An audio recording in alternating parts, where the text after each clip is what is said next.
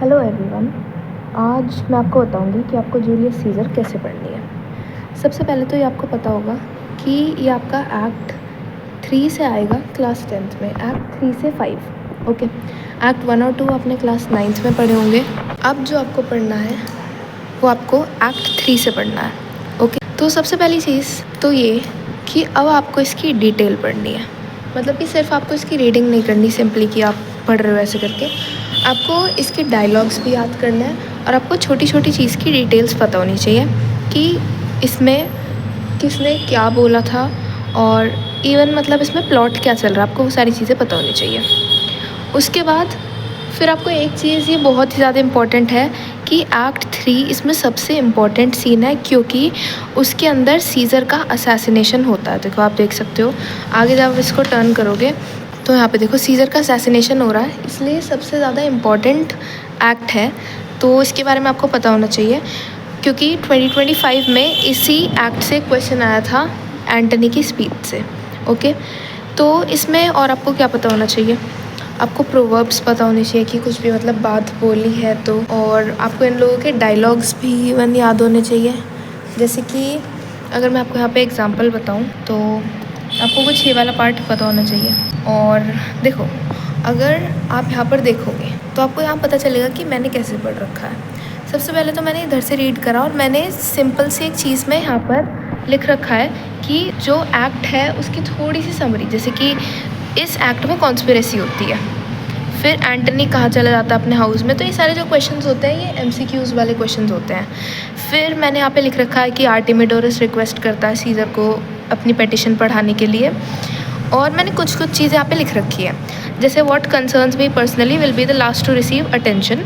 तो इस लाइन से सीज़र का एरोगेंस और ओवर कॉन्फिडेंस दिखता है। तो आपको कुछ इस तरीके से लाइंस को मार्क कर लेना है जो इम्पोर्टेंट लाइंस है, और उसके पास आप एक्स्ट्रा इन्फॉर्मेशन भी लिख सकते हो, क्योंकि जब आंसर्स लिखने होता है तो एक्स्ट्रा इन्फॉर्मेशन बहुत ही ज़्यादा हेल्प करती है।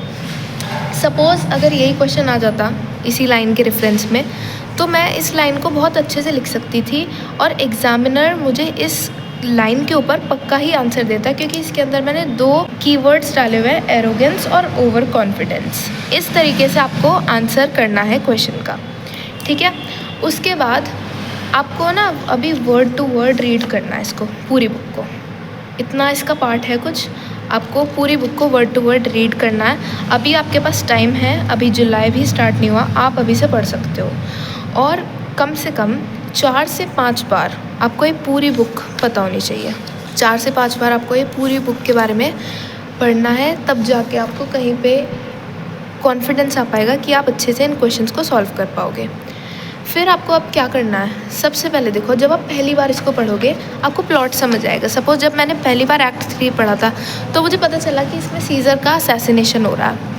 उसके बाद दूसरी बार पढ़ने में मुझे इसकी डिटेल्स पता चली कि यहाँ पे पॉपुलस लेना से कुछ पूछा गया था और ये सारी चीज़ें। तो मुझे इसकी कुछ डिटेल्स पता चली कि सीज़र ने क्या बोला था, खुद को कंपेयर करा था नॉर्दर्न स्टार से, दिस काइंड ऑफ थिंग्स। और आपको इसकी सिचुएशंस और कंडीशंस भी पता चलेंगी सेकंड बार रीड करने में। और जब आप इसको थर्ड बार रीड करोगे एक ही चीज़ को, तब आपको इवन इसके डायलॉग्स भी याद हो जाएंगे, जैसे कि अब मुझे हो चुके हैं और बहुत सारे बच्चों को भी होंगे जिन्होंने इसको कई बार पढ़ा होगा, ठीक है। तो आपको मिनिमम एक एक्ट को 3 बार तो पढ़ना ही पढ़ना है। एक और चीज़ जो कि बहुत ही ज़्यादा इम्पॉर्टेंट है, आपको हार्ड वर्ड्स को नेग्लेक्ट नहीं करना है। जैसे कि देखो यहाँ पे है फोनिंग सबमिसिवनेस। अब जब मैं इसको रीड कर रही थी, मैंने आपको बताया कि मैं वर्ड टू वर्ड रीड करती थी, तो इसको रीड करने के बाद मुझे इसका मतलब समझ नहीं आया। एंड यू कैन सी कि मैंने इसको यहाँ पे मार्क करा हुआ है।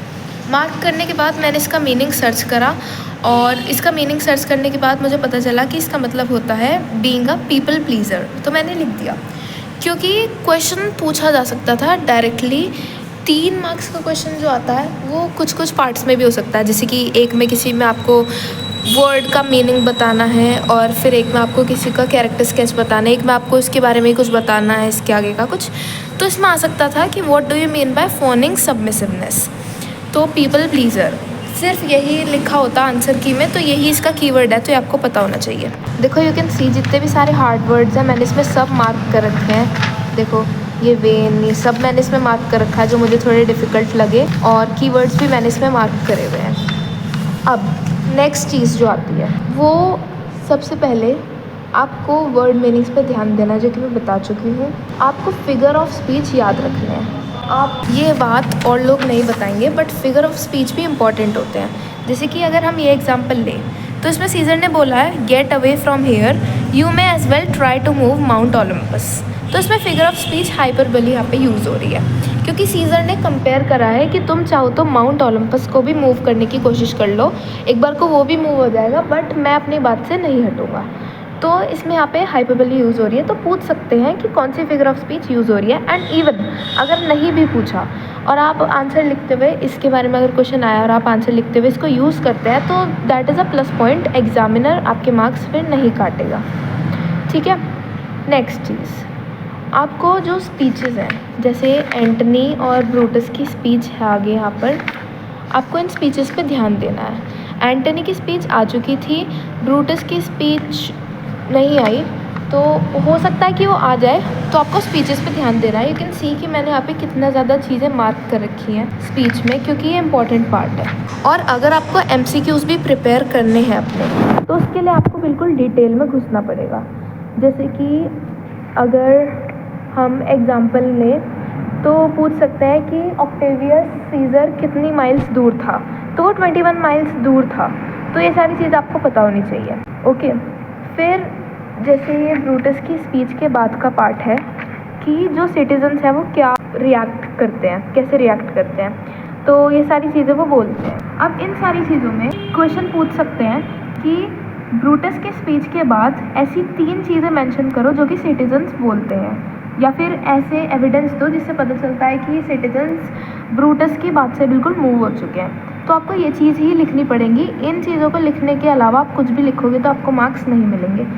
और यही एक रीज़न है कि मैंने सब मार्क कर रखा है यहाँ पे, आप देख सकते हो। जो भी मेरी बुक में मार्क हो रहा है वो इम्पॉर्टेंट है, आप देख सकते हो इसी वीडियो से।